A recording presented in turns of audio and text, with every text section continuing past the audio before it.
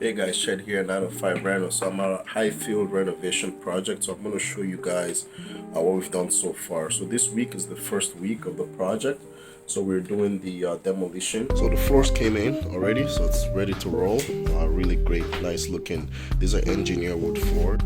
So one of the first things we did during the demolition was we had to remove all the flooring.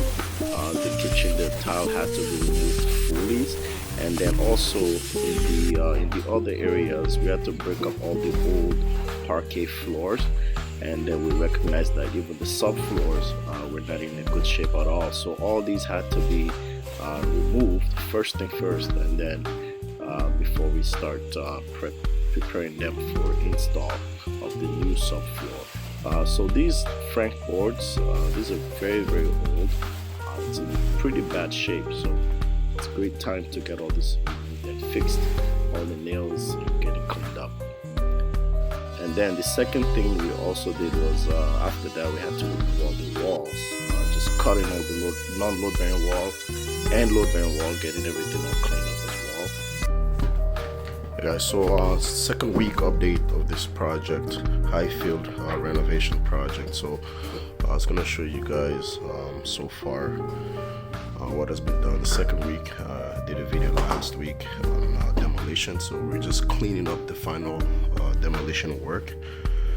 As you can see, so this is the back side that goes to the back of the house.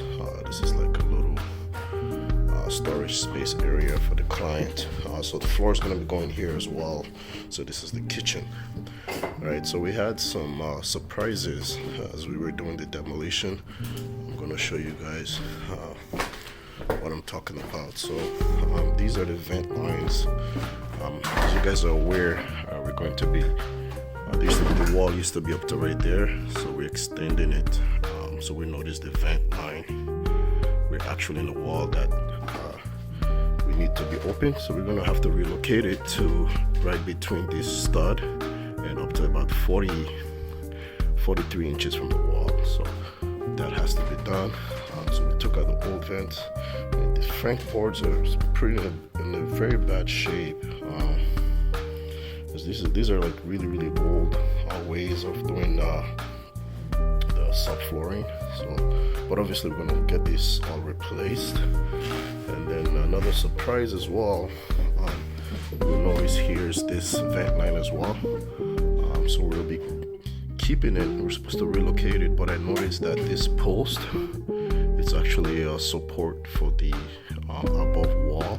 So I'll show you guys shortly what this post is serving. So ideally was to move this post, and then we only have like a wall here, small post, and build a wall around it. But because of the situation and the circumstances, we have to keep it. But nevertheless, we're going to be removing the remaining of the walls to keep it open. So I'll show you guys what I'm talking about. So this is the post that I was referring to. As you can see, the joist was cut. So this post is supporting this joist. So in order to remove this post, this joist has to be full joist, right?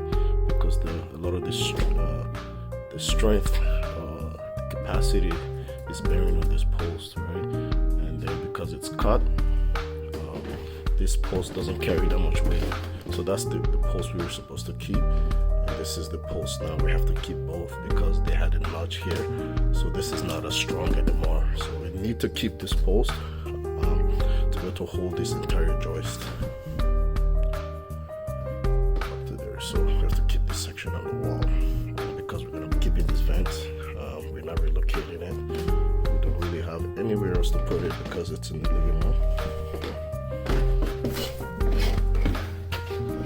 Yeah, so that's about it. So far so good. So this wall is getting worked on as we speak. So we did a cut on the ceiling, so we have enough space to run the vent lines.